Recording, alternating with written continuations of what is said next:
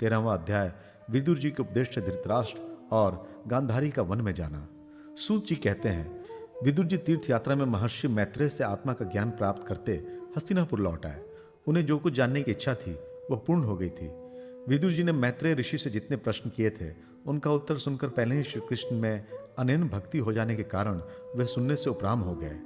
शौनक जी अपने चाचा विदुर जी को आया देख धर्मराज युधिष्ठिर, उनके चारों भाई धृतराष्ट्र, युयुत्सु, संजय, कृपाचार्य, कुंती, गांधारी, द्रौपदी, सुभद्रा, उत्तरा, कृपि तथा पांडव परिवार के अन्य सभी नर नारी और अपने पुत्रों सहित दूसरी स्त्रियां सब के सब बड़ी प्रसन्नता से मानो मृत शरीर में प्राण आ गया हो ऐसा अनुभव करते हुए उनकी अगवानी के लिए सामने गए।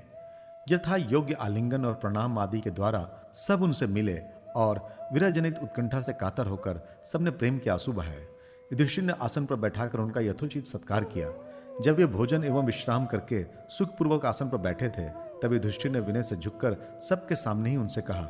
युधिष्ठिर ने कहा, चाचा जी, जैसे पक्षी अपने अंडों को पंखों की छाया के नीचे रखकर उन्हें सेते और बढ़ाते हैं, वैसे ही आपने अत्यंत वात्सल्य से अपने कर कमलों की छत्र छाया में हम लोगों को भी पाला पोसा है। बार बार आपने हमें और हमारी माता को विष दान और लाक्षागृह के दाह आदि विपत्तियों से बचाया है। क्या आप कभी हम लोगों को भी याद करते रहे हैं? आपने पृथ्वी पर विचरण करते समय किस वृत्ति से जीवन निर्वाह किया? आपने पृथ्वी तल पर किन किन तीर्थों और मुख्य क्षेत्रों का सेवन किया? प्रभु, आप जैसे भगवान के प्यारे भक्त स्वयं ही तीर्थ स्वरूप होते हैं। आप लोग अपने हृदय में विराजमान भगवान के द्वारा तीर्थों को भी महातीर्थ बनाते हुए विचरण करते हैं। चाचा जी, आप तीर्थ यात्रा करते हुए द्वारका भी अवश्य गए होंगे। वहां हमारे सहृदय एवं भाई बंधु यादव लोग, जिनके एकमात्र आराध्य देव श्री कृष्ण है, अपनी नगरी में सुख से तो है ना? आपने यदि जाकर देखा नहीं होगा तो सुना तो अवश्य ही होगा। युधिष्ठिर के इस प्रकार पूछने पर विदुर जी ने तीर्थों और यदुवंशियों के संबंध में जो कुछ देखा, सुना और अनुभव किया था सब क्रम से बतला दिया। केवल यदुवंश के विनाश की बात नहीं कही। करुण हृदय विदुर जी पांडवों को दुखी नहीं देख सकते थे, इसलिए उन्होंने यह अप्रिय एवं असह्य घटना पांडवों को नहीं सुनाई, क्योंकि वो तो स्वयं ही प्रकट होने वाली थी। पांडव विदुर जी की देवता के समान सेवा सत्कार करते थे। वे कुछ दिनों तक अपने बड़े भाई धृतराष्ट्र की कल्याण कामना से सब लोगों को प्रसन्न करते हुए सुखपूर्वक हस्तिनापुर में ही रहे। विदुर जी तो साक्षात धर्मराज थे। मांडव्य ऋषि के शाप से ये 100 वर्ष के लिए शूद्र बन गए थे। इतने दिनों तक यमराज के पद पर अर्यमा थे और वही पापियों को उचित दंड देते थे। राज प्राप्त हो जाने पर अपने लोकपालों सरीखे भाइयों के साथ राजा युधिष्ठिर वंशधर परीक्षित को देखकर अपनी अतुल संपत्ति से आनंदित रहने लगे। इस प्रकार पांडव गृहस्थ के काम धंधों में रम गए और उन्हीं के पीछे एक प्रकार से यह बात भूल गए कि अनजाने में ही हमारा जीवन मृत्यु की ओर जा रहा है। अब देखते देखते उनके सामने वो समय भी आ पहुंचा जिसे कोई टाल नहीं सकता। परंतु विदुर जी ने काल की गति जानकर अपने बड़े भाई धृतराष्ट्र से कहा, महाराज देखिए, अब बड़ा भयंकर समय आ गया है, झटपट यहां से निकल चलिए। हम सब लोगों के सिर पर वह सर्वसमर्थ काल मंडराने लगा है, जिसके टालने का कहीं भी कोई उपाय नहीं है। काल के वशीभूत होकर जीव का अपने प्रियतम प्राणों से भी बात की बात में वियोग हो जाता है। फिर धन, जन आदि दूसरी वस्तुओं की तो बात ही क्या है। आपके चाचा, ताऊ, भाई, सगे संबंधी और पुत्र सभी मारे गए। आपकी उम्र भी ढल चुकी है, शरीर बुढ़ापे का शिकार हो गया है। आप पराये घर में पड़े हुए हैं। ओह, इस प्राणी को जीवित रहने की कितनी प्रबल इच्छा होती है। इसी के कारण तो आप भीम का दिया हुआ टुकड़ा खाकर कुत्ते का सा जीवन बिता रहे हैं। जिनको आपने आग में जलाने की चेष्टा की, विष देकर मार डालना चाहा, भरी सभा में जिनकी विवाहित पत्नी को अपमानित किया, जिनकी भूमि और धन छीन लिए, उन्हीं के अंश से पले हुए प्राणों को रखने में क्या गौरव है। आपके अज्ञान की हद हो गई कि अब भी आप जीना चाहते हैं, परंतु आपके चाहने से क्या होगा।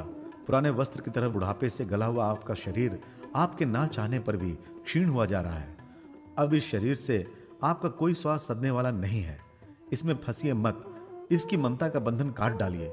जो संसार के संबंधियों से अलग रहकर उनके अनजान में अपने शरीर का त्याग करता है, वही धीर कहा गया है। चाहे अपनी समझ से हो या दूसरे के समझाने से, जो इस संसार को दुस्वरूप समझकर इससे विरक्त हो जाता है और अपने अंतकरण को वश में करके हृदय में भगवान को धारण कर संन्यास के लिए घर से निकल पड़ता है, वही उत्तम मनुष्य है। इसके आगे जो समय आने वाला है वह पराया मनुष्यों के गुणों को घटाने वाला होगा। इसलिए आप अपने कुटुंबियों से छिपकर उत्तराखंड में चले जाइए। जब छोटे भाई विदुर ने अंधे राजा धृतराष्ट्र को इस प्रकार समझाया, तब उनकी प्रज्ञा के नेत्र खुल गए। वे भाई बंधुओं के सदृढ़ स्नेह पाशों को काटकर अपने छोटे भाई विदुर के दिखलाए हुए मार्ग से निकल पड़े।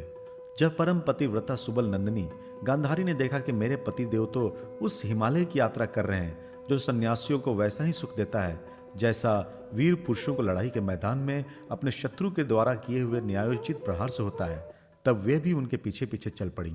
अजात शत्रु युधिष्ठिर ने प्रातःकाल संध्या वंदन तथा अग्निहोत्र करके ब्राह्मणों को नमस्कार किया और उन्हें तिल, गौ, भूमि एवं स्वर्ण दान दिया।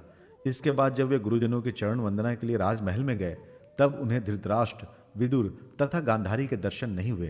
युधिष्ठिर ने उद्विग्न चित्त होकर वहीं बैठे हुए संजय से पूछा, संजय, मेरे वे वृद्ध और नेत्रहीन पिता धृतराष्ट्र कहाँ हैं? पुत्र शोक से पीड़ित दुखिया माता गांधारी और मेरे परम हितैषी चाचा विदुर जी कहाँ चले गए? ताऊ जी अपने पुत्रों और बंधु बांधवों के मारे जाने से दुखी थे। मैं बड़ा मंद बुद्धि हूं, कहीं मुझसे किसी अपराध की आशंका करके वे माता गांधारी सहित गंगा जी में तो नहीं कूद पड़े? जब हमारे पिता पांडु की मृत्यु हो गई थी और हम लोग नन्हे नन्हे बच्चे थे, तब इन्हीं दोनों चाचाओं ने बड़े बड़े दुखों से हमें बचाया था। वे हम पर बड़ा ही प्रेम रखते थे। हाय, वे यहां से कहां चले गए? सूत जी कहते हैं, संजय अपने स्वामी धृतराष्ट्र को ना पाकर कृपा और स्नेह की विकलता से अत्यंत पीड़ित और विरहातुर हो गए थे। वे युधिष्ठिर को कुछ उत्तर न दे सके। फिर धीरे धीरे बुद्धि के द्वारा उन्होंने अपने चित्त को स्थिर किया, हाथों से आंखों के आंसू पोंछे और अपने स्वामी धृतराष्ट्र के चरणों का स्मरण करते हुए युधिष्ठिर से कहा। संजय बोले, कुल नंदन, मुझे आपके दोनों चाचा और गांधारी के संकल्प का कुछ भी पता नहीं है। महाबाहो, मुझे तो उन महात्माओं ने ठग लिया। संजय इस प्रकार कह ही रहे थे कि तुम्ब्रू के साथ देवर्षि नारद जी वहां पहुंचे। महाराज युधिष्ठिर ने भाइयों सहित उठकर उन्हें प्रणाम किया और उनका सम्मान करते हुए बोले। युधिष्ठिर ने कहा, भगवान, मुझे अपने दोनों चाचाओं का पता नहीं लग रहा है। ना जाने वे दोनों पुत्र शोक से व्याकुल तपस्विनी माता गांधारी के साथ यहां से कहां चले गए। भगवान, अपार समुद्र में कर्ण धारक के समान आप ही हमारे पारदर्शक हैं। तब भगवान के परम भक्त भगवान में देवर्षि नारद ने कहा, धर्मराज, तुम किसी के लिए शोक मत करा करो, क्योंकि ये सारा जगत ईश्वर के वश में है। सारे लोग और लोकपाल विवश होकर ईश्वर की ही आज्ञा का पालन कर रहे हैं। वही एक प्राणी को दूसरे से मिलाता है और वही अलग करता है। जैसे बैल बड़ी रस्सी में बंधे और छोटी रस्सी से नथे रहकर अपने स्वामी का भार ढोते हैं, उसी प्रकार मनुष्य भी वर्णाश्रम आदि अनेक प्रकार के नामों से वेद रूप रस्सी में बंधकर ईश्वर की आज्ञा का अनुसरण करते हैं। जैसे संसार में खिलाड़ी की इच्छा से ही खिलौने का संयोग और वियोग होता है, वैसे ही भगवान की इच्छा से मनुष्यों का मिलना बिछुड़ना होता है। तुम लोगों को जीव रूप से नित्य मानो या देह रूप से अनित्य, अथवा जड़ रूप से अनित्य और चेतन रूप से नित्य, अथवा शुद्ध ब्रह्मा रूप में नित्य अनित्य कुछ भी न मानो। किसी भी अवस्था में मोहजन्य आसक्ति के अतिरिक्त वे शोक करने योग्य नहीं है। इसलिए धर्मराज, वे दीन दुखी चाचा चाची असहाय अवस्था में मेरे बिना कैसे रहेंगे? इस अज्ञान जन मन की विकलता को छोड़ दो। ये 5 भौतिक शरीर काल कर्म और गुणों के वश में है। अजगर के मुंह में पड़े हुए पुरुष के समान ये पराधीन शरीर दूसरों की रक्षा ही क्या कर सकता है? हाथ वालों के लिए हाथ वाले, 4 पैर वाले पशुओं के बिना पैर वाले, तृणादि और उनमें भी बड़े जीवों के छोटे जीव आहार हैं। इस प्रकार एक जीव दूसरे जीव के जीवन का कारण हो रहा है। इन समस्त रूपों में जीव के बाहर और भीतर वही एक स्वयं प्रकाश भगवान, जो संपूर्ण आत्माओं के आत्मा है, माया के द्वारा अनेकों प्रकार से प्रकट हो रहे हैं। तुम केवल उन्हीं को देखो। महाराज, समस्त प्राणियों को जीवन दान देने वाले वे ही भगवान इस समय इस पृथ्वी तल पर देवद्रोहियों का नाश करने के लिए काल रूप से अवतीर्ण हुए हैं। अब वे देवताओं का कार्य पूरा कर चुके हैं। थोड़ा सा काम और शेष है, उसी के लिए वे रुके हुए हैं। जब तक वे प्रभु यहाँ हैं, तब तक तुम लोग भी उनकी प्रतीक्षा करते रहो। धर्मराज, हिमालय के दक्षिण भाग में जहाँ सप्तर्षियों की प्रसन्नता के लिए गंगा जी ने अलग अलग 7 धाराओं के रूप में अपने को 7 भागों में विभक्त कर दिया है, जिसे सप्त स्त्रोत कहते हैं, वहीं ऋषियों के आश्रम पर धृतराष्ट्र अपनी पत्नी गांधारी और विदुर के साथ गए हैं। वहां वे त्रिकाल स्नान और विधि पूर्वक अग्निहोत्र करते हैं। अब उनके चित्त में किसी प्रकार की कामना नहीं है। वे केवल जल पीकर शांत चित्त से निवास करते हैं। आसन जीतकर प्राणों को वश में करके उन्हें अपनी 6 इंद्रियों को विषयों में लौटा दिया है। भगवान की धारणा से उनके तमोगुण, रजोगुण और सत्वगुण के मल नष्ट हो चुके हैं। उन्होंने अहंकार को बुद्धि के साथ जोड़कर और उसे क्षेत्रज्ञ आत्मा में लीन करके उसे भी महाकाश में घटकाश के समान सर्वाधिष्ठान ब्रह्म में एक कर दिया है। उन्होंने अपनी समस्त इंद्रियों और मन को रोककर समस्त विषयों को बाहर से ही लौटा दिया है और माया के गुणों से होने वाले परिणामों को सर्वथा मिटा दिया है। समस्त कर्मों का संन्यास करके वे इस समय ठूठ की तरह स्थिर होकर बैठ गए हैं। अतः तुम उनके मार्ग में विघ्न रूप मत बनना। धर्मराज, आज से 5वें दिन वे अपने शरीर का परित्याग कर देंगे और वो जलकर भस्म हो जाएगा।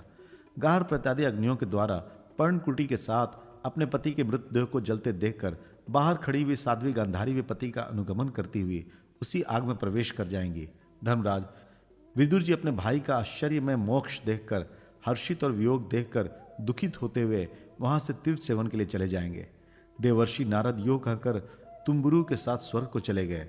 धर्मराज युधिष्ठिर ने उनके उपदेशों को हृदय में धारण करके शोक को त्याग दिया।